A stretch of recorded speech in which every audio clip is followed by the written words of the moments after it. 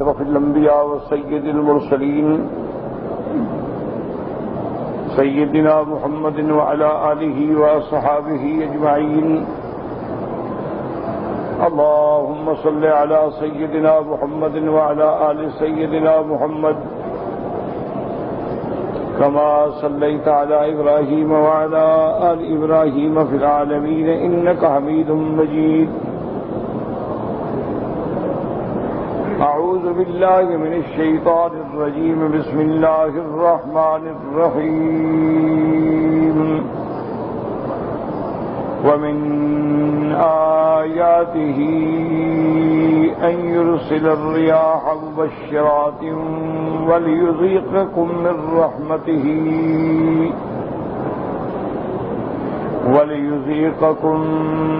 رحمته ولتجري الفلك بأمره ولتبتغوا من فضله ولعلكم تشكرون. وَلَقَدْ أَرْسَلْنَا مِنْ قَبْلِكَ رُسُلًا إِلَى قَوْمِهِمْ فَجَاءُوهُمْ بِالْبَيِّنَاتِ فَانْتَقَمْنَا مِنَ الَّذِينَ أَجْرَمُوا وَكَانَ حَقًّا عَلَيْنَا نَصْرُ الْمُؤْمِنِينَ.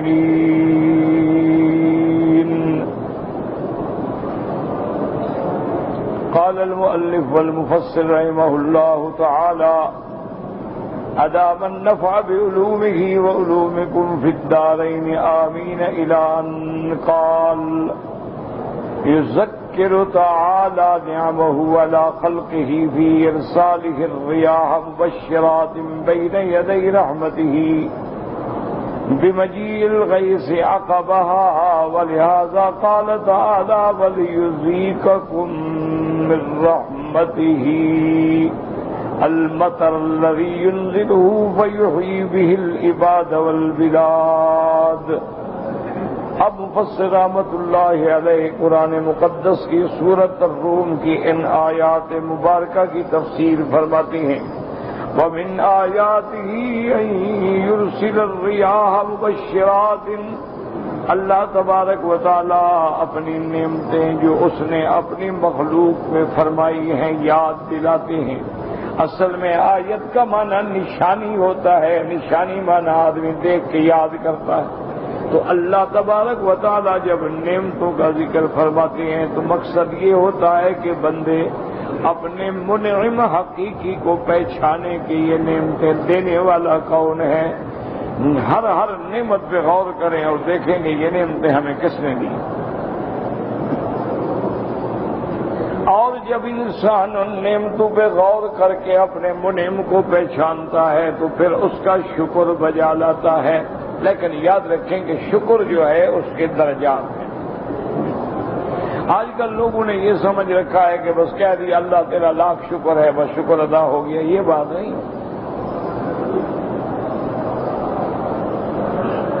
یہ تو ایسے دھوکھا ہے جیسے آدمی بیٹھے بیٹھے کہہ دیا اللہ میں نے لاکھ نماز پڑھ لی تو گویا نماز ہو گئی.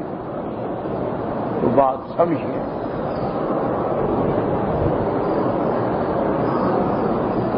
سب سے پہلا درجہ شکر کا جو ہے وہ ایمان ہے کہ اپنے منعم پر ایمان لائے. ایمان نہیں تو شکر کیا ہے؟ اللہ کو مانتا نہیں ہے تو پھر شکر کس بات؟ سب سے پہلا درجہ. اب دیکھیں نا آپ ایک ملک میں رہتے ہیں آپ بادشاہ کو ہی نہیں مانتے تو باقی قانون کیا مانیں گے؟ تو اس طرح سب سے پہلا درجہ جو ہے وہ سب سے اعلیٰ درجہ جو ہے وہ ایمان ہے. اس لیے اللہ تبارک و تعالیٰ نے قرآن پاک میں واضح فرما دیا کہ ہم نے انسان کو پیدا کیا اس کو راستہ سجھا دیا. انا ہدیناہ السبیل اما شاکرا و اما کفورا. اب اس رستے کے بعد یا تو بندہ ایمان والا ہے یا بندہ کفر والا ہے یا شکر کرنے والا یعنی مومن ہے یا پھر انکار کرنے والا ناشکری کرنے والا وہ ہے جو کافر ہے. تو پہلا درجہ تو یہ ہے کہ سب سے پہلے آدمی ایمان لائے کہ تمام نعمتیں دینے والی اللہ کی ذات ہے. تمام مخلوقات کے پیدا کرنے والی اللہ کی ذات ہے. خالق، مالک، رازق، رب ہمارا اللہ تبارک و تعالی، یہ پہلا درجہ. اور دوسرا درجہ شکر کا کیا ہے کہ اللہ نے جو نعمتیں عطا فرمائی ہیں وہ اللہ کی فرما برداری میں خرچ ہوں. مثلا آپ ایک ملازم ہیں، اس کو دیتے ہیں کہ بھائی 10,000 ریال لے جاؤ اور فلاں چیز لے آؤ. وہ 10,000 ریال جا کے اپنے کھانے پینے پہ لگا دے اور چیز نہ لے آئے تو کیا اس نے فرما برداری کی؟ مانا یہ ہے کہ اس نے تمہارا حکم نہیں مانا بلکہ بغاوت کی اور تمہارے پیسے بھی کھا گیا. تو اب شکر کا معنی کیا ہوگا کہ اللہ نے جو ہمیں نعمتیں دی ہے، زمین اس کی نعمت ہے، آسمان اس کی نعمت ہے، پانی اس کی نعمت ہے، ہوا اس کی نعمت ہے، ہمارا وجود اس کی نعمت ہے، یہ آنکھیں ان کی نعمت ہے، یہ کان اس کی نعمت ہے، یہ زبان اس کی نعمت ہے، یہ دماغ اس کی نعمت ہے، یہ قوت طاقت اس کی نعمت ہے.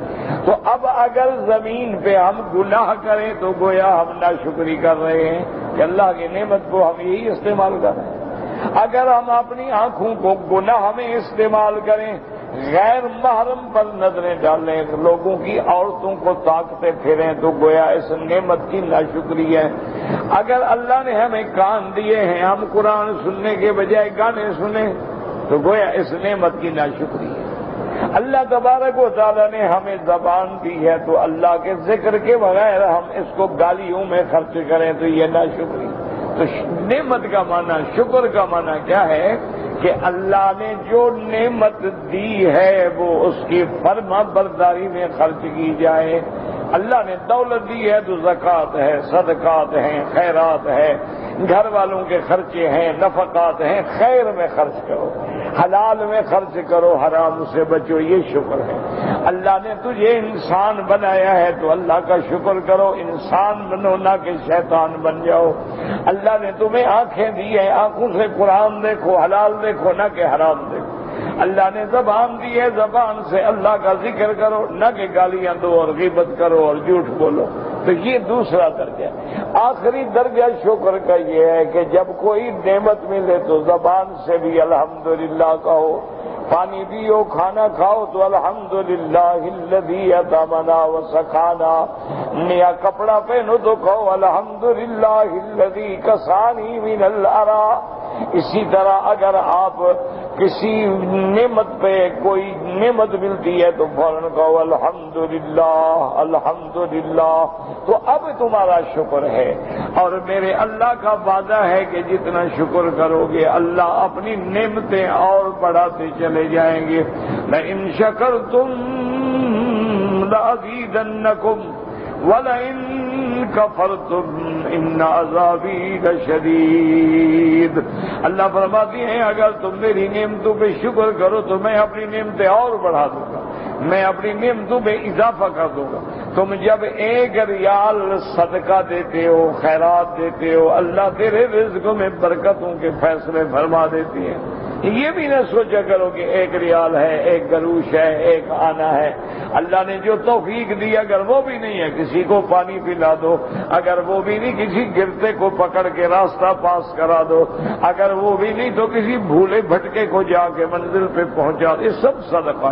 حتیٰ کہ حضور نے فرمایا کہ مومن کو دیکھ کے مسکرا دو، اپنے بھائی کو خوشی کے ساتھ خوش اخلاقی سے ملو تاکہ وہ خوش ہو جائے. یہ بھی اللہ کی رحمت ہے اور اللہ کی نعمت ہے اور اللہ تمہیں صدقے کا ثواب عطا فرماتی ہیں. تو اللہ اس آیات میں اپنی نعمتیں اپنے بندوں کو یاد دلاتی ہیں کہ میرے بندے ذرا غور کرو. وَمِنْ آيَاتِهِ أَن يُرْسِلَ الرِّيَاحَ بُشْرًا بَيْنَ يَدَيْهِ وَمِنْ آيَاتِهِ أَن يُرْسِلَ الرِّيَاحَ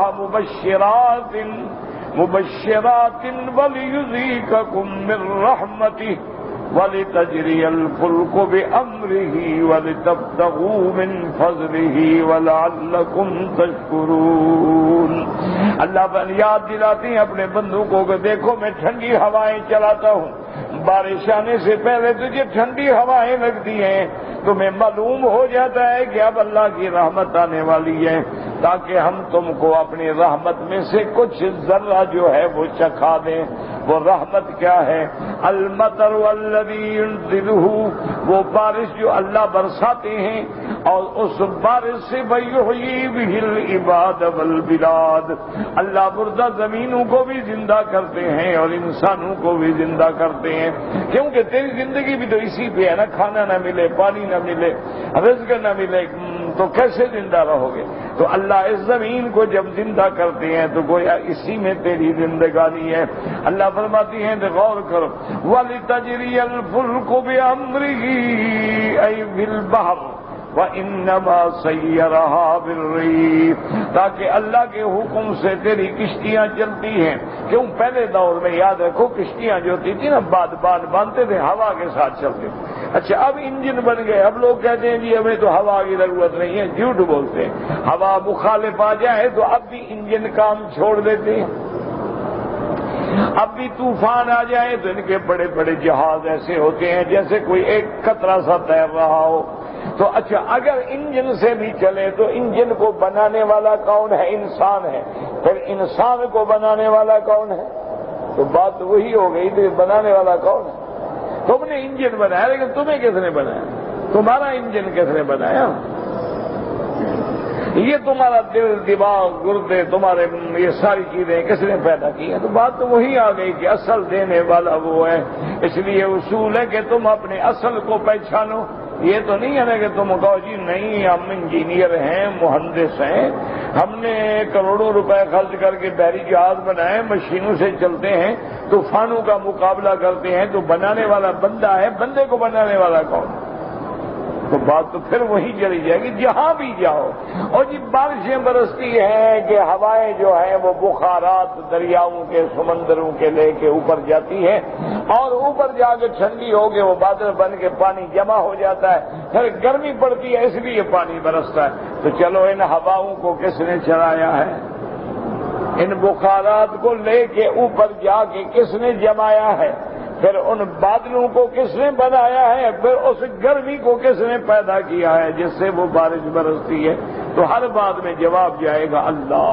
اسی لیے قرآن کہتا ہے نا وَلَئِن سَأَلْتَهُم مَّنْ خَلَقَهُمْ، میرا محبوب اگر کافروں سے بھی پوچھو کہ تم کو کس نے پیدا کیا ہے، لَيَقُولُنَّ اللَّهُ، وہ بھی کہیں گے کہ اللہ نے پیدا کیا۔ ان سے بھی پوچھو کہ بارشیں کون برساتا ہے، رزق کون دیتا ہے، کہیں گے اللہ۔ کیوں؟ جواب ہی نہیں ہے نا، اور کوئی جواب ہی نہیں بن سکتا نا۔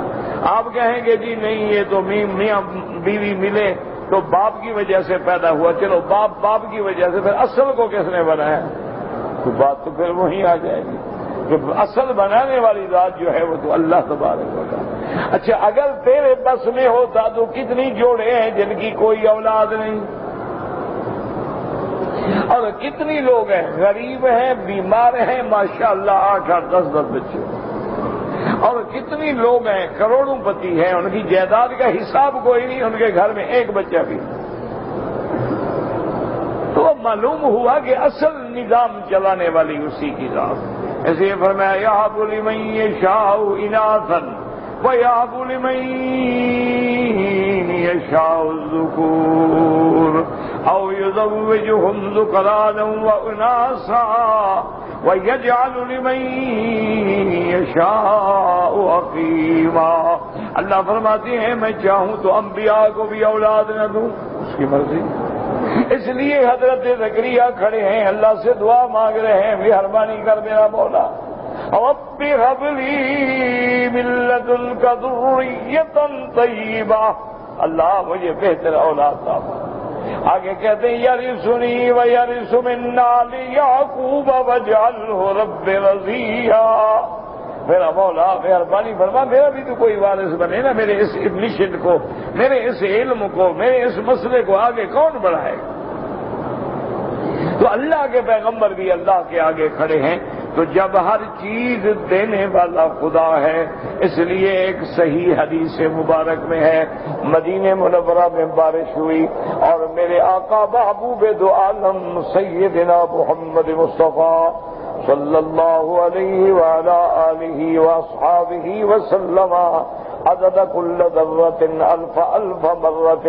میرے محبوب جب بارش کا وقت آتا بادل گھر آتے حضور گھبرا جاتے. اللہ اکبر. بی بی فرماتی ہے حضور کبھی گھر کے باہر جاتے کبھی اندر آتے اور چہرے پہ پریشانی ہوتی, کیونکہ پہلے دور میں بھی تو یہی ہوا تھا نا کہ بادل آئے انہوں نے سمجھا کہ رحمت آ رہی, اسی میں عذاب چھپا ہوا. اور جب بارش برسنا شروع ہو جاتی تو حضور خوش ہو جاتے, چہرہ کھل جاتا. آپ اپنا کپڑا اتار لیتے تاکہ بارش کے قطرے حضور کے بدن پہ پڑیں. یہ بھی سنت ہے محمد مصطفیٰ کی صلی اللہ علیہ وآلہ آلہ وصحبہ وسلم. اور حضور فرماتے ھذا حدیث احد من ربی, یہ پانی میرے رب سے ابھی ابھی آ رہا ہے, اوپر سے آ رہا ہے نا, تو قریب سے آ رہا ہے نا, تو اس لیے جتنا پانی میرے اوپر آ جائے وہ زیادہ بہتر ہے. تو حضور صلی اللہ علیہ اور حضور نے فرمایا کہ اس بارش کے بعد کتنے لوگ ہیں جن کا آج کفر بڑھ گیا ہے اور کتنے لوگ ہیں جن کا ایمان بڑھ گیا. صحابہ کو بات سمجھ نہ آئی. انہوں نے کہا یا رسول اللہ کیا مطلب؟ فرمایا بعض لوگ ایسے ہیں جو یہ عقیدہ رکھتے ہیں کہ مطرنا بنوء کذا و کذا, کہ آج فلاں نو فلاں برج میں تھا اس لیے بارشیں ہوئی ہیں. تو انہوں نے ستاروں پہ عقیدہ رکھا, انہوں نے ابراج پہ عقیدہ رکھا, لیکن خدا پہ عقیدہ نہ رکھا, وہ کفر میں بڑھ گئے. اور جو لوگ ہیں وہ کہتے ہیں مطرنا بفضل اللہ ورحمتہ, یہ اللہ کا فضل ہے, اللہ کی رحمت ہے, ان کا ایمان بڑھ گیا. وہ کہتے ہیں نہیں اللہ بھئی اگر برج بھی ہے ستارہ بھی ہے, جب ستارے تم نے بنائے تو پھر ایسی بے وقوفی کی بات کہنے کی کیا ضرورت کہ ستاروں کو بنانے والا کون ہے, ابراج کو بنانے والا کون ہے, ہواؤں کو چلانے والا کون ہے. لازم ماننا پڑے گا ہر حال میں کہ خدا. وہ ایک آدمی کسی کمیونسٹ ملک میں گیا, اللہ کا شکر ہے کہ مسلمان کی تو عادت ہے نا, ہر بات میں کہتے ہیں بھی الحمدللہ ماشاء اللہ لا حول ولا قوت الا باللہ انشاءاللہ, یہ اللہ کا شکر ہے ماشاءاللہ اللہ نے پیدا کیا ہے. تو وہ جب باغ میں صبح سیر کرنے کے لیے گئے تو وہ کمیونسٹ بھی ساتھ تھا, تو اس نے منظر دیکھا نہ کہا ماشاءاللہ سبحان اللہ, واہ میرا مولا تم نے کیسے کیسے پھول بنائے ہیں, کیسے کیسے درد.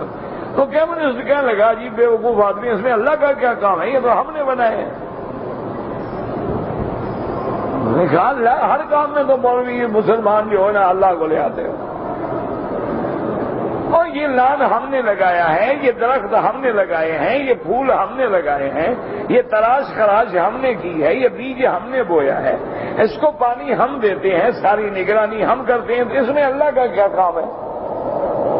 دیکھو یہاں ہم نے نہیں لگایا, کوئی پھول نہیں ہے, یہاں ہم نے باغ نہیں لگایا, جنگل پڑا ہوا ہے, یہاں ہم نے باغ لگایا ہے تو ہم نے لگایا, اس میں اللہ کا کیا کام. ہم نے کہا کھاد ہم دیتے ہیں, پانی ہم دیتے ہیں, ہل ہم چلاتے ہیں, ہم کیاریاں بناتے ہیں, ہم سڑکیں بناتے ہیں, ہم نشان لگاتے ہیں, ہم لان کی خراش تراش اور اس کے اندر سبزہ بچھاتے ہیں, سارا ہم کرتے ہیں. وہ اللہ ہر کام میں مسلمان اللہ نے کیا, اس میں اللہ کا کیا کام. تو اس نے کہا کہ میں نے سوچا کہ اس کو دلائل دینے سے تو کوئی فائدہ نہیں, ہے کافر ہے. اگر میں قرآن کی آیت پڑھوں گا وہ کہے گا میں مانتا ہی نہیں, تو قرآن پڑھ لاکھ دفعہ پڑھتے رہو. اور نے کہا میں نے ایک پھول توڑا, میں نے کہا دیکھو یہ کون سا پھول ہے. اس نے کہا مثلا گلاب. بڑا اچھا پھول ہے بھائی. اس نے کہا دیکھا نہیں کتنا ویرائٹی لگی ہوئی ہے, کہ ایک ہے, ہم نے تو سینکڑوں قسم کے گلاب اگائے. میں نے سونگا, میں نے کہا دیکھو گلاب تم نے اگایا, اس میں خوشبو کس نے ڈالی ہے. اور دیکھو اس میں خوشبو الگ ہے, اس میں الگ ہے, زمین ایک ہے, پانی ایک ہے, بیج ڈالنے والا بندہ ایک ہے, کھیت ایک ہے, ہوائیں ایک ہیں, موسم ایک ہے, لیکن یہاں 100 قسم کے پھول لگے ہیں اور ہر پھول کی خوشبو الگ ہے. یہ خوشبو کون تبدیل کرتا ہے؟ یہ تم اسنس ڈالتے ہو, عطر ڈالتے ہو. اب وہ کہتے ہیں ہاں یار یہ تو سوچیں ہوئے بات. میں نے کہا اچھا یہ بتلاؤ کہ یہ پھول ہے, اس میں رنگ کون بھرتا ہے؟ کہ یہ اگر چمبیلی ہے تو سفید ہے، اور گلاب ہے تو لال ہے، بلیک ہے اور نیلا ہے، پیلا ہے، سفید ہے۔ بعض پھول جو ہیں ایک پھول میں 3 رنگ ہیں، بعض میں 4 رنگ ہیں، بعض میں 1 رنگ ہے، بعض میں پھیکا رنگ ہے، بعض میں شوخ رنگ ہے۔ یہ کس نے بنایا؟ تم نے تو پانی لگایا، تم نے ہل چلایا، تم نے کھیت بنایا، تم نے بیج ڈالا، رنگ کس نے ڈالا؟ تم دیکھو کہ ایک اتنا بڑا پھول ہوتا ہے سورج مکھی کا، آپ کاشت کرتے ہیں لیکن اس کو سورج کی طرف کون پھیر دیتا ہے؟ اب وہ حیران پریشان کہتے ہیں ہاں اب مجھے سوچنا پڑے گا، اس مسئلے پہ میں سوچوں گا۔ ٹھیک ہے سوچوں۔ اسی طرح امام بخاری رحمت اللہ علیہ کے بارے میں آتا ہے کہ جب ان کی وفات ہوئی تو اللہ نے اس مٹی میں بھی خوشبو پیدا کی، اور بھی اللہ کے اولیاء اللہ گزرے ہیں، اللہ اپنی قدرتوں کے نمونے دکھلا دیتے ہیں کہ اب لوگ حیران پریشان کہ مٹی میں خوشبو کیسے آ گئی۔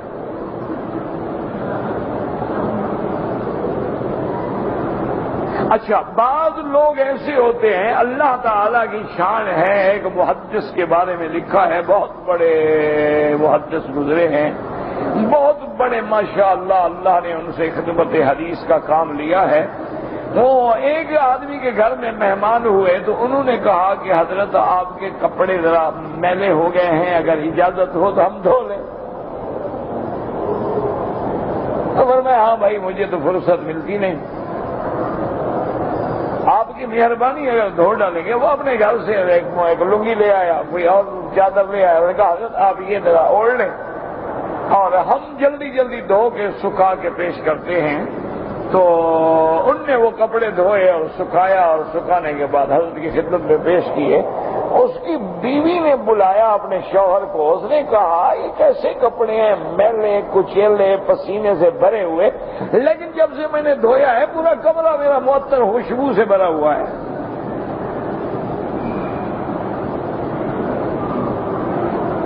اس نے کہا ہو سکتا ہے اللہ والوں کو کوئی لوگ عطر پیش کرتے ہیں، وہ لگاتے رہتے ہیں کپڑوں کو، عطر لگایا ہوگا، کسی اور نے دیا وہ لگا دیا، کسی اور نے دیا وہ لگا دیا، تو وہ اکٹھا ہو گیا ہوگا، دھونے میں اس کی خوشبو ہوگی۔ اس نے کہا ٹھیک ہے، لیکن جب کئی دن گزر گئے وہ خوشبو جائے ہی نہ۔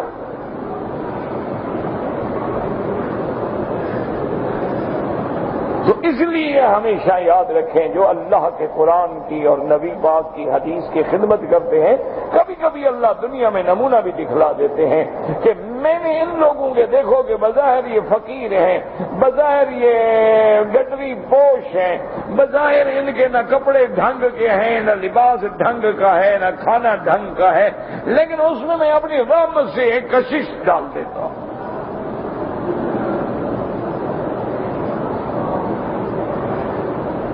اسی لیے آپ دیکھیں کہ بعض اہل اللہ جو ہیں صحیح معنوں میں اللہ کے اولیاء جو ہیں ان کی مجلس میں بیٹھے، لیکن شرط یہ ہے نا کہ ہمارا برتن بھی پاک ہو، نا برتن پلید ہو تو دودھ کیا کرے گا؟ لوگ کہتے ہیں نا جی ہم تو بڑا بیٹھتے ہیں فائدہ نہیں ہوتا، فائدہ کیسے ہو؟ اگر آپ پیالہ اوندا کر دیں اور اوپر نل زور سے چلاتے رہیں، وہ تو 2 دن چلائیں گے، ایک قطرہ پانی کا بھی نہیں جائے گا۔ اگر ہمارا برتن ہی پلید ہو، اس میں ہم دودھ ڈالتے جائیں، وہ بھی پلید ہوتا جائے گا، پاک تو نہیں ہوگا۔ یہی وجہ ہوتی ہے نا کہ بعض لوگ قرآن سن کے الٹا نعوذ باللہ اور بگڑ جاتے، حدیث سن کے اور نافرمان ہو جاتے۔ ان کو جب دین کی بات کرو تو ان کو اور تکلیف ہو جاتی۔ اس لیے ہمیشہ یاد رکھیں کہ شکر کا معنی یہ نہیں ہوتا کہ اللہ تیرا شکر ہے، مولا تیرا لاکھ لاکھ شکر ہے، اور اس کے بعد جناب نہ نماز ہے نہ روزہ، بس مولا تیرا شکر ہے۔ یہ کون سا شکر؟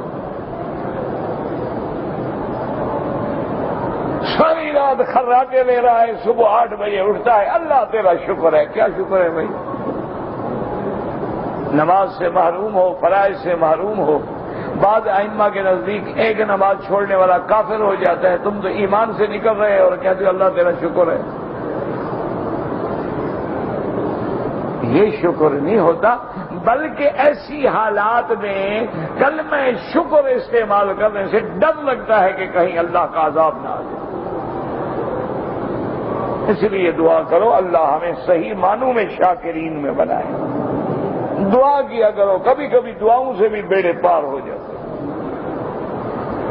اللہ اکبر، کبھی دعا لگ جاتی ہے نا تو بس بندے کا کام بن جاتا.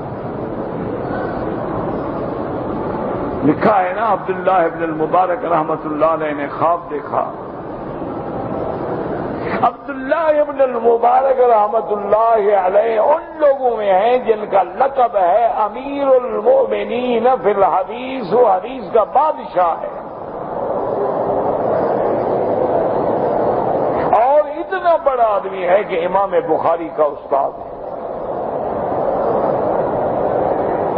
وہ فرماتی ہیں میں نے خواب دیکھا، حضور پاک فرماتے ہیں کہ شام کے علاقے میں جاؤ، وہاں ایک بندہ رہتا ہے، اس کو بشارت دے دو کہ اللہ پاک تجھے جنت نصیب کریں گے.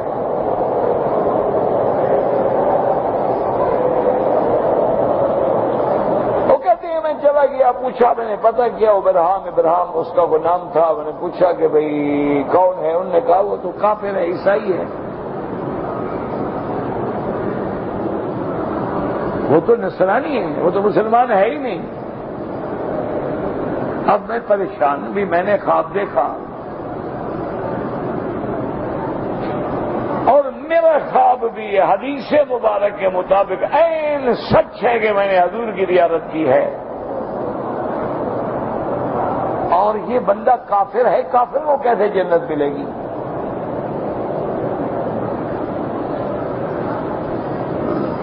فرماتی ہے بہرحال میں چلا گیا.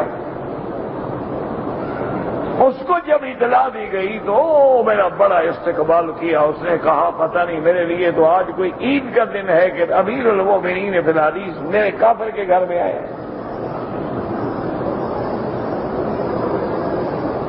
میں بیٹھ گیا. میں نے کہا، اور کہتی ہے کہ اتنے بوڑھے ہو گئے تھے کہ یہ جو ہے بھویں جو ہیں وہ نیچے گر گئی تھیں، وہ ایسے اٹھا کے دیکھتے تھے بیچارے.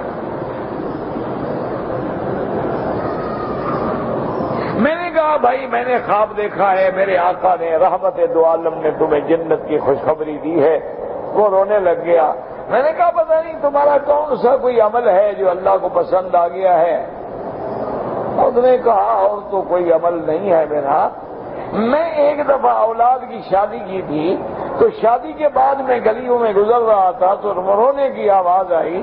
میں نے کنڈی کھٹکھٹائی تو اندر سے بی بولی. میں نے کہا بچے کیوں رو رہے ہیں؟ انہوں نے کہا تم کیوں پوچھتے ہو؟ جاؤ تم آج شادیاں ہیں تمہاری تو دعوتیں اڑائی جا رہی ہیں، لاکھوں لوگ کھا رہے ہیں، اور ہم آل رسول ہیں، سید ہیں، اور میرے بیٹے اور بچے اور اولاد جو ہے کئی دنوں سے فاقے سے ہیں، لیکن ہم سوال تو کر نہیں سکتے، کیا کریں؟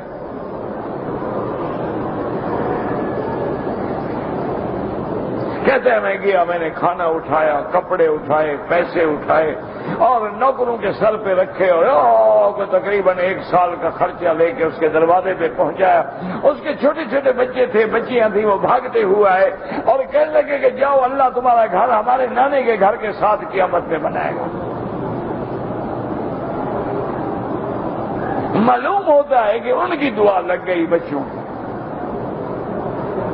کہا ہو سکتا ہے. انہوں نے کہا بھیا جا کہاں رہے ہو؟ مجھے کلمہ پڑھاؤ.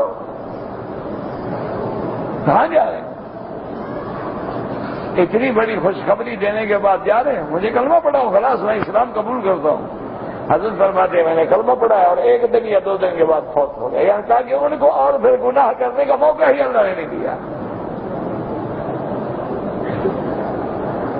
تو یہ ہوتا ہے کہ جب دل سے دعا نکلے نا، ہم یاد رکھا کرو کبھی کبھی بڑی ایک معذور کی اور بوڑھے کی اور بڑھیا کی، چھوٹے بچے کی، معصوم بچی کی، تو ان کی دعا لگ جاتی ہے، بیڑا پار ہو جاتا ہے. کوئی پتہ نہیں ہوتا ہے. کبھی دعائیں مانگتے رہو، مانگو تو بے پرواہ، اسے کیا ضرورت ہے؟ رات چکرے مار مار کے مر جاؤ، کیا ہو جائے گا؟ لاکھ ماتھے رگڑ رگڑ کے سیاہ اتنے بڑے داغ ڈال لو کیا ہو جائے گا؟ مرضی ہے نہیں سنتا،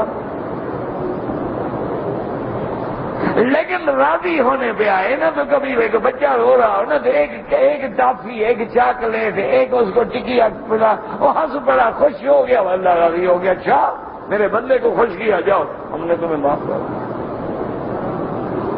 تو اس لیے اللہ کی رحمتوں پہ اللہ کا شکر ادا کیا کریں۔ فرماتی ہیں کہ ہم پانی، ہم تو کشتیاں چلاتی ہیں، وَلِتَبْتَغُوا مِنْ فَضْلِهِ أي في التجارات والبائس والسير من إقليم إلى إقليم وقطر إلى قطر، تاکہ تم تجارتیں کرو، رزق حاصل کرو، ایک ملک سے دوسرے ملک، ایک وطن سے دوسرے وطن، وَلَعَلَّكُمْ تَشْكُرُونَ تَشْكُرُونَ اللَّهَ عَلَى مَا أَنْعَمَ بِهِ عَلَيْكُمْ مِنَ النِّعَمِ الظَّاهِرَةِ وَالْبَاطِنَةِ الَّتِي لَا تُعَدُّ وَلَا تُحْصَىٰ، تاکہ تم اللہ کا شکر کرو ان نعمتوں پر جو اللہ نے تم پہ نعمتیں کی ہیں۔ اس کی نعمتیں، بعض نعمتیں ایسی ہیں جو ظاہر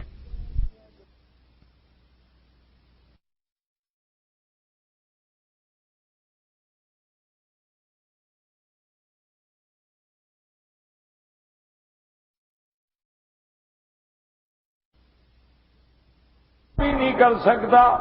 وَإِن تَعُدُّوا نِعْمَتَ اللَّهِ لَا تُحْصُوهَا، اللہ کی نعمتوں کو تم شمار نہیں کر سکتے ہو۔ سانس آئے اس کی نعمت، چلتے ہیں اس کی نعمت، کھاتے ہیں اس کی نعمت، پیتے ہیں اس کی نعمت، دیکھتے ہیں اس کی نعمت، سوچتے ہیں اس کی نعمت۔ وہ پاگل بنا دے، کیا کرتے؟ دیکھو نا، قرآن پڑھ رہے ہو، پڑھا رہے ہو، اللہ پاگل بنا دیتے۔ جہاں سے گزرتے لوگ پتھر مار دے، وہ پاگل گیا، پاگل گیا، مجنون گیا، دیوانہ گیا۔ اللہ لنگڑا بنا دیتے، اندھا بنا دیتے، ٹھوکریں کھاتے پھرتے، کبھی ستون میں ٹکر، کبھی دیوار میں ٹکر۔ اور اللہ تبارک و تعالی جو ہے وہ بیماری لگا دیتے، بڑے ہیں۔ تو اس لیے ہر حال میں اللہ کی نعمت کا شکر کیا کرو کہ یا اللہ تیرا شکر ہے، اور دعا کیا کرو اللہ اپنے نعمتوں کے صحیح شکر کرنے کی توفیق بھی عطا فرما دے۔ ہم عاجز ہیں، اس لیے فرماتی ہے وَلَقَدْ أَرْسَلْنَا مِن قَبْلِكَ رُسُلًا إِلَىٰ قَوْمِهِمْ فَجَاءُوهُم بِالْبَيِّنَاتِ فانتقمنا من الذين اجرموا وكان حقا علينا نصر المؤمنين۔ اب مفسر فرماتے ہیں هذه تسلیۃ من اللہ تعالی لعبده ورسوله محمد صلی اللہ علیہ وسلم بأنه وإن كذبه كثير من قومه ومن الناس فقد كذبت الرسل المتقدمون مع ما جاءوا أممهم به من الدلائل الواضحات ولكن انتقم الله ممن كذبهم وخالفهم وأنجى المؤمنين بهم۔ اس آیت میں تسلی ہے میرے مدنی پاک کے لیے کہ میرے مدنی آپ کی اگر لوگ تکذیب کرتے ہیں، آپ کی نبوت نہیں مانتے ہیں، آپ کی رسالت کا انکار کرتے ہیں، آپ کو تکلیف پہنچاتے ہیں تو نہ گھبرائیں۔ فقد کذبت الرسل، آپ سے پہلے بھی جتنے انبیاء گزرے ہیں ان کی بھی قوموں نے تکذیب کی ہے، ان کو بھی قوموں نے جھٹلایا ہے، حالانکہ وہ بھی بڑے بڑے دلائل لے کے گئے، معجزات لے کے گئے، لیکن کافروں نے تکذیب کی۔ لیکن جب وہ کافر تکذیب پہ اڑ گئے تو پھر ہم نے بھی بدلہ لیا ان کے دشمنوں سے۔ ولیکن انتقم اللہ ممن، اللہ نے بدلہ لیا ان سے جنہوں نے تکذیب کی تھی اور جنہوں نے انبیاء کی مخالفت کی تھی۔ وانجى المؤمنین بهم، اور اللہ نے مومنوں کو نجات عطا فرمائی۔ آپ بھی دعا کریں کہ میرا مولا جن لوگوں نے تیرے مدنی پاک کی شان میں گستاخی کی ہے خود بدلہ لے، ہم عاجز ہیں۔ میرا مولا جنہوں نے تیرے گھر مسجد اقصی کو گرانے کی سازش کر رہے ہیں اللہ ان پہ اپنا قہر نازل فرما دے۔ یا الہ العالمین، جو تیرے مسلمانوں کے قاتل ہیں، تیرے نام لیواؤں کے قاتل ہیں، تیرے دین کے قاتل ہیں، تیرے قرآن کو مٹانے والے ہیں، تیرے نبی کے کارٹون بنانے والے ہیں، ہم عاجز ہیں، بے سہارا ہیں، بے وسیلہ ہیں، بیکار ہیں، لیکن مولا تیری قدرت کے آگے تو کچھ نہیں۔ وَإِنَّهُمْ لَا يُعْجِزُونَكَ، اللہم ارنا فیہم عجائب قدرتک، میرا اللہ یہ تجھے تو عاجز نہیں کر سکتے ہیں، ان کے اندر ہمیں اپنی قدرت کا کمال دکھا کے بدلا لے، جیسے پہلے نبیوں کے دشمنوں سے تو نے بدلا لیا ہے، اپنے امام الانبیاء کے دشمنوں سے بھی بدلا لے۔ فانتقمنا منہم وقال من الذین اجرموا وکان حقا علینا نصر المؤمنین۔ اب مفسر رحمۃ اللہ علیہ فرماتے ہیں یہ ہوا حق اوجبہ علی نفسہ الکریمۃ تقربا وتفضلا، اللہ فرماتے ہیں ہم پہ واجب ہے ایمان والوں کی مدد، حالانکہ اللہ پہ تو کچھ بھی واجب نہیں ہوتا، یہ بھی اس کا احسان ہے، اس کا فضل ہے کہ فرما رہے ہیں، جیسے فرمایا کتب ربکم علی نفسہ الرحمہ، اللہ نے اپنے اوپر رحمت واجب کر لی ہے۔ فرما ابن ابی حاتم حدثنا ابی قال حدثنا ابن نفیل قال حدثنا موسیٰ ابن اعین عن لیث شعر ابن حوشب عن ام الدرداء ان ابی الدرداء رضی اللہ تعالی عنہ قال سمعت رسول اللہ صلی اللہ علیہ وسلم يقول ما من امرئ مسلم يرد عن عرض اخيه الا كان حقا على الله ان يرد عنه نار جهنم يوم القيامة۔ ثم تلا هذه الآية، حضرت ابی الدرداء رضی اللہ تعالیٰ عنہ صحابی ہیں، وہ فرماتی ہیں کہ میں نے اپنے محبوب دو عالم حضرت محمد مصطفیٰ سے سنا ہے، آپ نے فرمایا ما من امرئ مسلم، کوئی مسلمان اگر اپنے مسلمان بھائی کی عزت کی حفاظت کرتا ہے، اس کی عزت کا دفاع کرتا ہے، اللہ تبارک و تعالیٰ اس سے جہنم کی آگ کو دور کر دیتے ہیں کہ تو نے میرے بندے کی عزت کی حفاظت کی ہے، تم نے اس کی عزت کو بچایا ہے تو ہم تمہیں جہنم سے بچاتے ہیں۔ اس لیے کہ اللہ فرماتے ہیں وَقَانَ حَقًّا عَلَيْنَا وَقَانَ حَقًّا عَلَيْنَا نَصْرُ الْمُؤْمِنِينَ۔ اللہ الذی يرسل الرياح فتثير سحابا فيبسطه في السماء كيف يشاء ويجعله كسفا فترى الودق يخرج من خلاله فإذا أصاب به من يشاء من عباده إذا هم يستبشرون وَإِنْ كَانُوا مِنْ قَبْلِ أَنْ يُنَزَّلَ عَلَيْهِمْ مِنْ قَبْلِهِ لَمُبْلِسِينَ فَانظُرْ إِلَىٰ آثَارِ رَحْمَةِ اللَّهِ كَيْفَ يُحْيِي الْأَرْضَ بَعْدَ مَوْتِهَا إِنَّ ذَلِكَ لَمُحْيِي الْمَوْتَىٰ وَهُوَ عَلَىٰ كُلِّ شَيْءٍ قَدِيرٌ وَلَئِنْ أَرْسَلْنَا رِيحًا فَرَأَوْهُ مُصْفَرًّا لَظَلُّوا مِنْ بَعْدِهِ يَكْفُرُونَ۔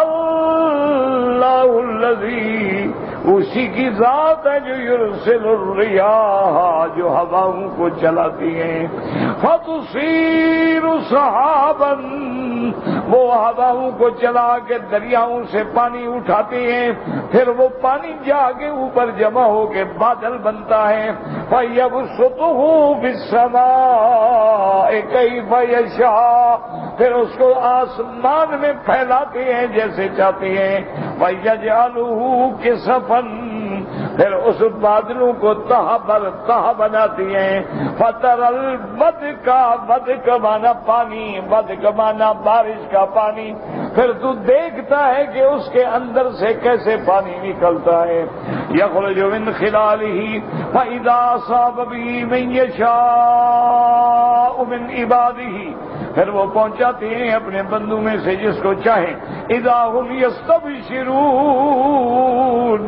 اب بندے جو ہیں وہ خوشیاں منا رہے ہیں کہ بارش آ گئی، بارش آ گئی، وَإِنْ كَانُوا مِنْ قَبْلِ أَنْ يُنَزَّلَ عَلَيْهِمْ مِنْ قَبْلِهِ لَمُبْلِسِينَ، اور اس بارش اترنے سے پہلے وہ بڑے نا امید تھے، بڑے مایوس تھے، بڑے اداس تھے۔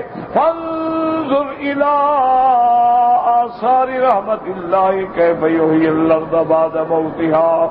اللہ پاک نے فرمایا میرے بندے غور کرو اس پانی میں، اس رحمت میں جو اللہ نے اتاری ہے۔ اللہ اس بارش کو اتار کے کیسے مردہ زمینوں کو زندہ کرتے ہیں، تو جو اللہ زمین مردہ کو زندہ کرنے پہ قادر ہے وہ مردہ انسانوں کو بھی زندہ کرنے پہ قادر ہے۔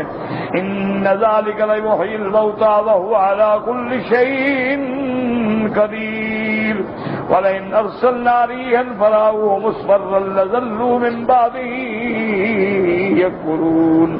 اور اگر ہم ان پہ عذاب کی ہوا بھیجیں اور جو ان کی کھیتیوں کو جا کے خشک کر ڈالیں، کھیتیاں جب پیلی بن جاتی ہیں، کھیتیوں کے رنگ جب بگڑ جاتے ہیں، اب اس کے بعد بیٹھے ہیں انکار کرتے ہیں سابقہ نعمتوں کا، یعنی وہ پہلی نعمتیں بھول جاتے ہیں۔ اگر پھر ہوا آ گئی، سختی آ گئی، فصل اجڑ گیا، ہم محروم ہو گئے، وہ جو پہلے رحمت کی تھی وہ بھول گئی۔ تو ہر حال میں بندہ اللہ کی رحمتوں کو یاد کرے اور اللہ کی رحمتوں کا طالب ہو، دل سے دعا کیا کرو۔ کوئی گھڑی ہوتی ہے رحمت کی کہ اللہ ہم سب پہ، ہماری نسلوں پہ، نسلوں کی نسلوں پہ بھی رحمتیں فرما دے۔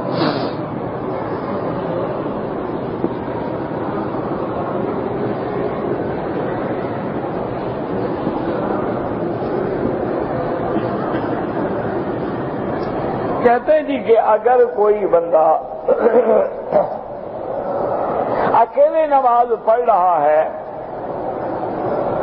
تو اس میں قرآن پاک کو زور سے پڑھنا جائز ہے یا نہیں؟ اب مسئلہ سمجھیں اچھی طرح۔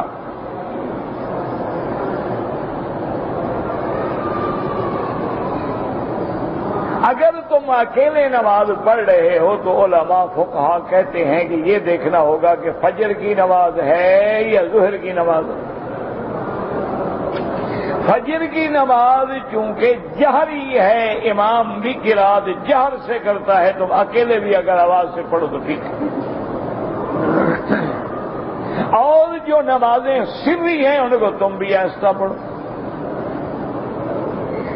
لیکن ایک ہے کہ رات کو تم تہجد پڑھ رہے ہو یا نفل پڑھ رہے ہو، اس میں تم کیسے، اس میں تمہاری مرضی ہے آہستہ پڑھو یا زور سے۔ لیکن زور سے جب پڑھو تو اتنا زور سے نہ ہو کہ کسی دوسرے کے آرام میں خلل پڑے۔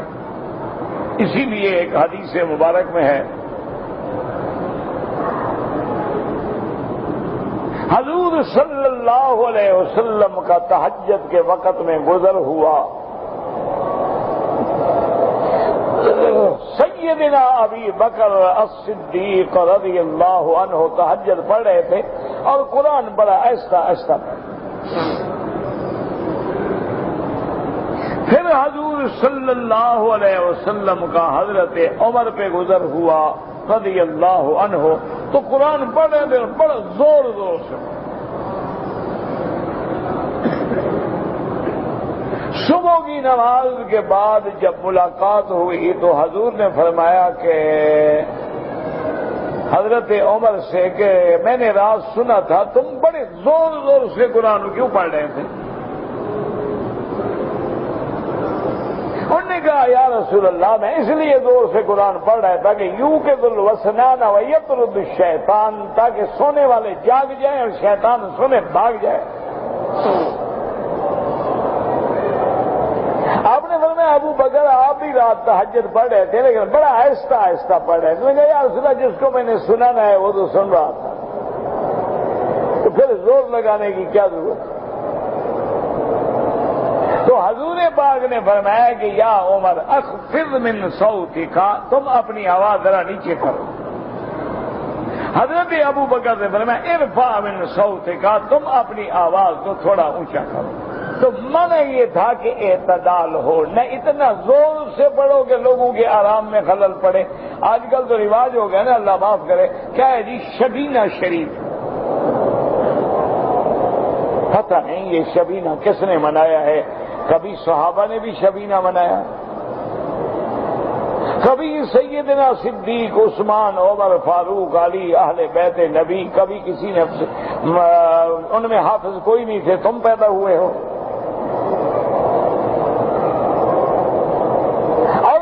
نبی کی تو حدیث ہے کہ زیادہ سے زیادہ کم از کم قرآن 3 راتوں میں ختم کرو.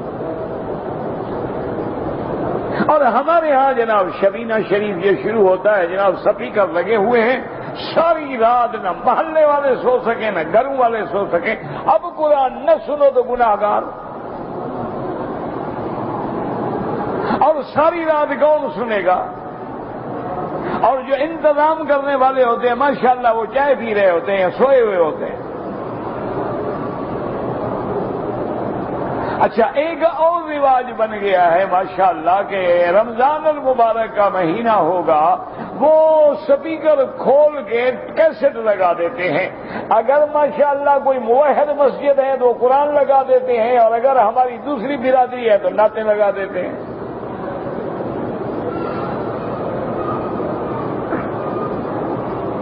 کیونکہ اب 2 قرآن تو ہو نہیں سکتے، انہوں نے کہا قرآن کا مقابلہ کیسے کریں، نعت لگاؤ.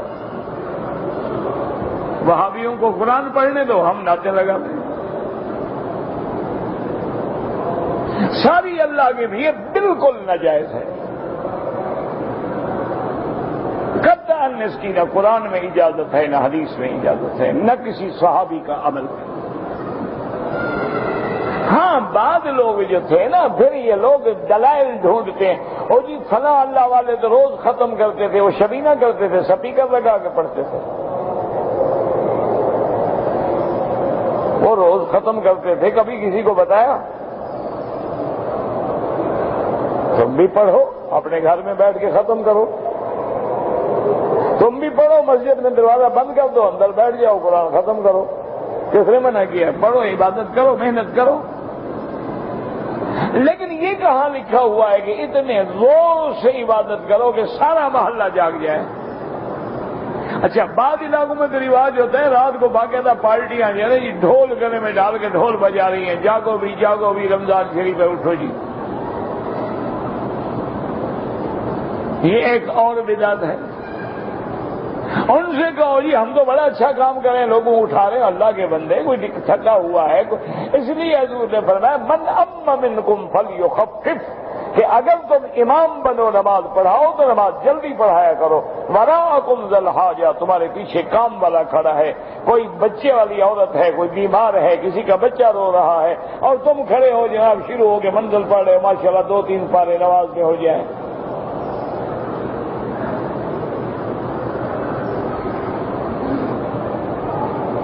تو اس لیے ہمیشہ یاد رکھیں کہ جب قرآن پڑھو تو اعتدال ہو، نہ بہت اونچا ہو اور نہ بہت آہستہ.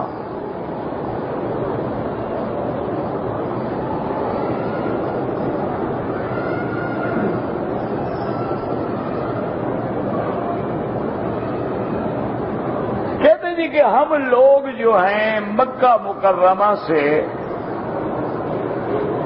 110 کلومیٹر دور روزانہ ڈیوٹی پہ جاتے ہیں، نماز آپ قصر پڑھیں. کہتے جی کہ ظہر اور عصر جو ہے ہم اکٹھی ملا کے پڑھیں، کیونکہ واپسی سفر میں عصر کی نماز جو ہے وہ سفر میں گزر جاتی ہے. میرا بھائی امام احمد ابن حنبل رحمت اللہ علیہ کے نزدیک اور امام شافعی رحمت اللہ علیہ کے نزدیک تو یہ جائز ہے کہ جب ظہر کی نماز پڑھو تو سلام پھیر کے فوراً عصر کی بھی پڑھ، یعنی جمع بین الصلاتین ظہر اور عصر. اسی طرح جمع بین الصلاتین ہے مغرب اور عشاء. لیکن امام ابو حنیفہ رحمت اللہ علیہ اس مسئلے میں بھی بڑے سخت ہیں. وہ فرماتے ہیں کہ بھائی قرآن جو ہے وہ کہتا ہے کہ نماز کے اوقات معین ہیں. ان الصلاۃ کانت علی المؤمنین کتابا موقوتا. موقوت توقیت سے ہے، توقیت تعیین سے ہے، وہ اس طرح قبول نہیں کرتا. باقی جہاں جہاں وہ فرماتے ہیں کہ حضور نے جمع کی ہے، وہ فرماتے ہیں بالکل جمع کی ہے، لیکن حضور نے ایسے جمع فرمائی ہے کہ ظہر کو آخر وقت میں پڑھا ہے اور عصر کو اول وقت میں پڑھا ہے. دیکھنے والے کے لیے تو جمع ہے کہ دونوں نمازیں تو حضور نے ایک وقت میں پڑھی ہیں، کہ ظہر کا وقت ختم ہونے لگا تو ظہر پڑھ لی، عصر کا وقت شروع ہو گیا پھر عصر پڑھ لی. تو ان کے نزدیک جمع یہ ہے کہ اس کو کہتے ہیں فقہا جمع سوری، کہ دیکھنے والے کی نظر میں دونوں نمازیں جمع ہیں، لیکن ہیں اپنے اپنے وقت میں، ایک نماز آخر وقت میں ہے اور ایک نماز اول وقت میں۔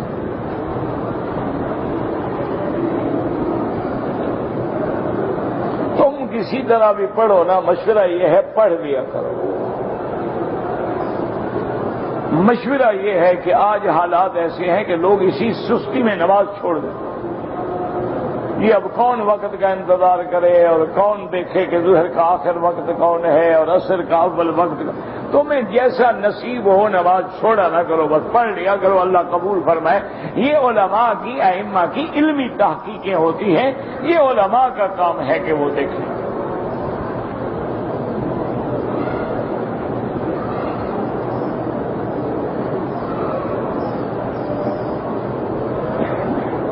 ایک عورت کا بچہ بیمار تھا، اس نے منت مانی تھی کہ اللہ میرے بچے کو ٹھیک کر دے تو میں 1 سال روزے رکھوں گی۔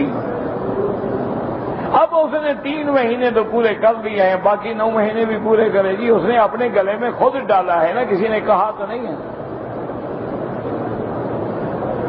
جب آدمی منت مانتا ہے نا تو اپنے گلے میں رسا تو خود ڈالتا ہے، اللہ نے تو نہیں کہا کہ مانو۔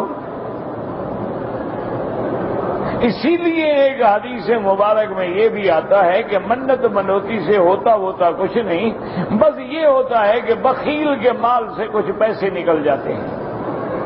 ایسے تو دیتا نہیں نا، منت کی تو گلے میں پڑ گیا جی 100 ریال خیرات کروں گا، اب تو کرنا پڑے گا نا، ورنہ جو اللہ لکھ چکا ہے ہوگا وہی، چاہے تم منت مانو یا نہ مانو۔ اب تم نے منت مان لی ہے تو تھوڑا تھوڑا کر کے پورا کرو۔ یہ ضروری نہیں ہے کہ سال پورے متواتر روزے رکھو، ابھی 10 دن رکھ لیا، پھر 10 دن رکھ لیا، پھر 20 دن رکھ لیا، گنتے جاؤ، لکھتے جاؤ، اپنی منت کو اب آپ پورا کریں ہر حال میں۔ ہاں ایک کیفیت یہ ہے کہ عورت ایسی بوڑھی ہو گئی یا ایسی بیمار ہو گئی کہ اب وہ روزہ رکھنے کے قابل نہ ہو تو پھر فدیہ ادا کرے۔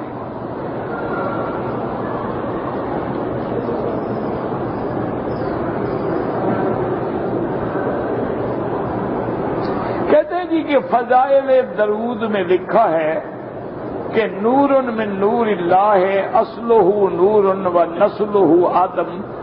بہرحال میں نے تو نہیں پڑھا ہے، جب تک کہ حدیث کے پورے الفاظ سامنے نہ ہوں تو اس پر بات کرنا اچھا نہیں ہوتا، کیونکہ خدا جانے لفظ کیا ہے، اور آپ نے جو لکھا ہے آپ کو لکھنا بھی نہیں آ رہا تو آپ نے سمجھا کیا ہوگا؟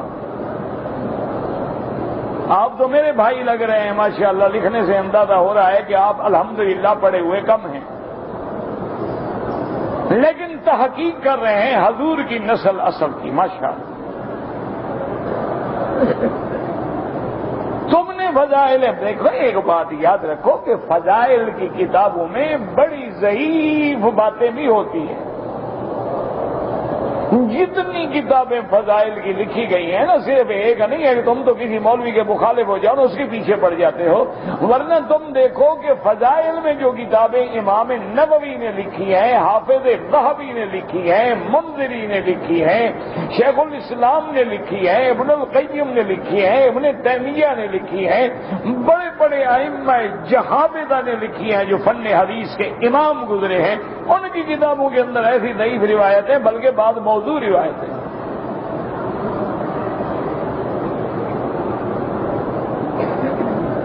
امام بخاری جیسا بندہ جب بخاری شریف لکھتے ہیں تو الگ شرائط ہے، لیکن جب ادب المفرد لکھتے ہیں تو الگ بات ہے۔ میری بات نہ ماننی ہو تو البانی کی بات پڑھ لیں، کیا لکھا ہے انہوں نے ادب المفرد کے بارے میں۔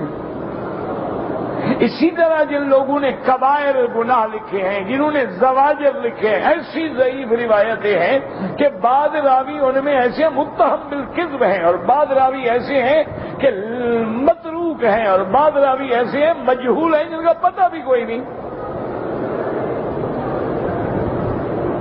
تمہیں تو غصہ ہے نا صرف ایک مولوی سے، تم اسی کو پکڑتے رہتے ہو۔ اگر نور سے مراد نور نبوت ہو اور نسل سے مراد اولاد آدم ہو تو کوئی جھگڑا ہی نہیں، کوئی اختلاف نہیں. کیا اختلاف ہے؟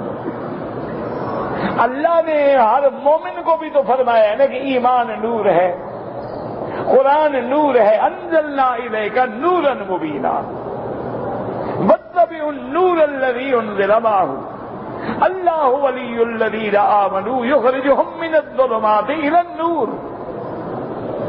اس لیے اگر فضائل میں لکھا گیا کہ آپ کو اللہ تبارک و تعالیٰ نے نور نبوت عطا فرمایا، اور آپ کی نبوت اس وقت ہی فرمایا، آدم تو ابھی اس کی تو مٹی اور تین دارہ بن رہا تھا. تو کیا معنی ہے؟ یعنی آدم سے پہلے. معنی یہ ہے کہ اللہ نے آپ کی نبوت کا، آپ کی رسالت کا اور آپ کے نور نبوت کا فیصلہ پہلے فرما دیا تھا. ہے نسل آدم اولاد آدم سے، تو جب اولاد آدم سے ہیں تو ٹھیک ہے. آپ بھی تو اپنے بزرگوں کو لکھ دیتی ہیں نا حضور پر نور، تو پھر وہ نور ہو جاتے ہیں. ہاں جی آپ لکھ دیتے ہیں. اچھا بلکہ بعض لوگ تو ایسے ہیں جن کا لقب ہی نورانی ہے ماشاءاللہ.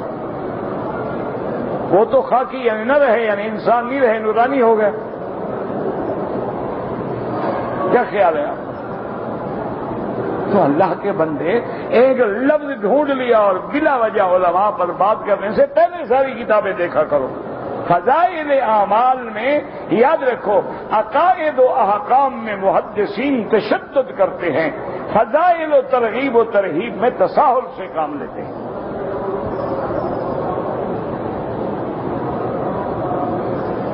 کفن کے کپڑے کو زمزم سے دھونے سے کوئی فائدہ ہے؟ اگر ایمان ہو تو فائدہ ہے نا. کافر کو جو پہنا ہو تو کیا فائدہ ہے؟ ساری زندگی قبروں پہ سجدہ کرتے رہے، یہاں سے زمزم سے دھو کے کفن لے جاؤ تو کیا فائدہ ہو جائے گا؟ کعبے کا غلاف میں کفن دے دو کوئی فائدہ نہیں ہوگا. ہاں ایمان پہ مر جائے تو پھر زمزم کا بھی فائدہ ہے، ہر چیز کا فائدہ ہے، لیکن سنت نہیں ہے کپڑا سے کفن دھونا. اگر میت کے دفن ہونے کے بعد بعض روایات میں، حالانکہ یہ بھی ضعیف روایت ہے کہ آیت الکرسی پڑھی جائے اور سورۃ البقرہ پڑھا جائے، اسی طرح یہ بھی ضعیف روایت ہے کہ 3 مٹھیاں مٹی کی ڈالی جائیں اور پڑھا جائے منہا خلقناکم وفیہا نعیدکم ومنہا نخرجکم تارۃ. وہ بالکل ضعیف روایت ہے، اور بعض تو کہتے ہیں کہ بالکل ثابت ہی نہیں، لیکن علماء نے اپنی کتابوں میں نقل کیا ہے. تو یاد رکھو جہاں عقائد ہوں گے یا احکام ہوں گے وہاں محدثین تشدد کرتے ہیں، سختی کرتے ہیں کہ ذرا سی بھی کوتاہی برداشت نہیں کرتے. لیکن جہاں فضائل ہیں، ترغیب ہے، ترہیب ہے، اصلاح احوال ہے، وہاں تساہل سے کام لیتے ہیں کہ چلو بھئی حدیث ضعیف ہے، مرسل ہے. اچھا حدیث ضعیف ہے لیکن معارض کوئی نہیں. حتیٰ کہ جیسے امام ابو حنیفہ جیسا اتنا بڑا آدمی جو ہے وہ بھی کہتا ہے کہ اگر کہیں ضعیف حدیث مل جائے تو قیاس نہ کرو، حدیث ضعیف قیاس سے تو دیتے رہنا. یعنی اس کے نزدیک بھی ضعیف حدیث کا اتنا بڑا مقام ہو، کہتے پھر بھی چلو ضعف کیوں. اچھا پھر ضعیف کیوں ہے یہ دیکھنا پڑتا. اچھا ضعف شدید ہے یا ضعف، یعنی ضعف تو ہے لیکن شدید نہیں. اچھا اس میں ایک آدمی ہے سیء الحفظ ہے، ایک آدمی ہے صاحب ظہو، ایک آدمی ہے لا باس بہ، لیکن ایک راوی ہوتا ہے کہ متہم بالکذب ہے. اچھا کتنی حدیثیں ہیں جو محدثین نے لکھی اور خود لکھ دیتے ہیں کہ جس راوی سے ہم حدیث لے رہے ہیں یہ بندہ تو سچا تھا لیکن تھا شیعہ. خود لکھ دیتے ہیں رجل شیعی. اچھا کبھی لکھ دیتے ہیں شیعی غالی، کبھی لکھ دیتے ہیں شیعی محترق، یعنی سڑول شیعہ تھا. اچھا کبھی لکھ دیتے ہیں کہ بھئی رمی بالقدر یہ تھا قدری، کبھی لکھ دیتے ہیں رمی بالرفض یہ تھا رافضی، کبھی لکھ دیتے ہیں رمی بالخوارج یہ تھا خارجی. حدیث لے رہے ہیں کیونکہ حدیث لینے میں دیکھتے ہیں کہ سچا ہے. اچھا بعد ماشاءاللہ مولوی جھوٹ بولتے ہیں، بعد دیہاتی جٹ بھی جھوٹ نہیں بولتا. بعض لوگ ایسے ہوتے ہیں بالکل خالص ان پڑھ ہوتے ہیں، جٹ ہوتے ہیں، جاہل ہوتے ہیں، لیکن وہ کہتے ہیں کہ مر جاؤں گا جھوٹ نہیں بولوں گا۔ مولوی کہتا ہے چلو 10 مسکینوں کو کھانا کھلا کے جان چھڑا لوں گا، بولو ٹھگ مارو۔